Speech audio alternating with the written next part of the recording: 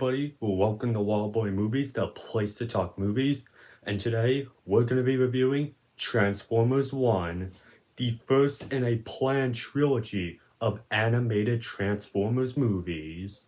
Right now I'm going to have some information up on screen for you to read, like director, runtime, and PAA rating. All of that will be up on screen for you to read right now. But be sure to hit that like button, subscribe if you haven't already, and comment down below your thoughts on Transformers 1. But without further ado, let's get right into the pros. Alright, starting off, I gotta go ahead and give praise to the animation of this movie because there are certain shots that in this movie look genuinely so good. Like, even in the end credits, like that space background that you see in the credits, that will look so good as like a computer or phone or anything for your wallpaper on your device, whatever you have. There are other shots in this movie that look so good, and the animation is just so good to see, and especially towards the character designs, because when that first trailer came out, I was kind of taken back on some of the character designs because I was so used to what the Transformers looked like in like the live action Michael Bay movies, especially Bumblebee. But after several months, I've grown very used to that look, and I am actually pretty fine with that look of the Transformers in this movie because they are going back to like what the Transformers looked like in like the original run of Transformers from the 80s. And speaking on the 80s Transformers, there are definitely references to previous Transformers, whether that be like the 80s, like that's probably where majority of the references in this movie are from. But me, as someone who is very casual to the Transformers franchise and knows very little about it, and the only Transformers movie that I've seen is The Last Night, there were some Easter eggs that I did not get because I'm not that big of a Transformers fan. But I do praise that because it respects the longtime Transformer fans. I also gotta go ahead and praise the cast in this movie because I thought they did a pretty good job in their roles. You got Keegan-Michael Key as B-127, aka Bumblebee.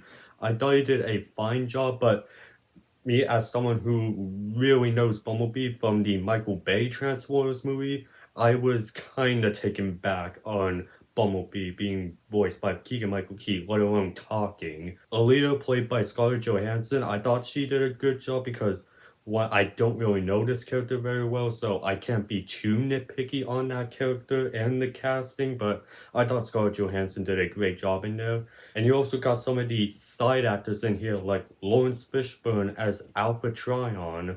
I thought he did a pretty good job in that role, and John Hamm as Sentinel Prime also did a good job. But the best actors out of this movie is Brian Tyree Henry as Megatron, aka D16, and Chris Hemsworth as Orion Pax, aka Optimus Prime. Like, I thought both of them did a great job in their respective roles, with Brian Tyree Henry as D16, aka Megatron. I thought he did an awesome job as that character, and the progression from this good character all the way to what we eventually know of him. And Chris Hemsworth, I feel like that he is a worthy successor to the voice of Optimus Prime that a lot of us know and love, and he definitely did a great job with replicating that type of voice that you would hear out of Optimus Prime, and Chris Hemsworth did a great job in that role, like, without a doubt. I'm also gonna go ahead and say that the story in here was also done very well. Like, I definitely quite enjoyed the story that they got in this movie with D16 and Orion Pax trying to save their home of Cybertron and Iacon. And I thought that story ended up playing very well, and even the twist of Sentinel Prime being like this villain. Now, again, I am very casual with Transformers, so I do not know if Sentinel Prime is really a villain in the Transformers world, but coming from someone who is very casual to Transformers, I found that to be a pretty surprising twist in the movie. And I thought that the transition from D16 to Megatron also worked very well. Like, I definitely understand why D16 would want to kill Sentinel Prime and his eventual transformation into Megatron.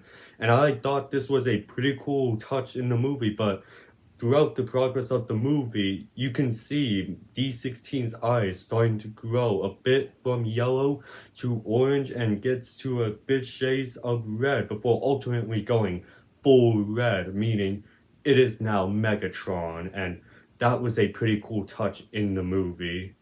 But the biggest pro I can give this movie is the scene where D16 and Orion Pax become Megatron and Optimus Prime. Like, that has gotta be like the hardest scene that we've ever gotten in the year 2024. Like, I don't know why, but I get chills whenever I watch that scene, and it's such a great scene that I find myself rewatching that scene on YouTube. Like, that clip and part of the movie just goes so hard. Everything in it, it's just so perfect. Like, from the music, the voice acting, everything about that scene was just so awesome.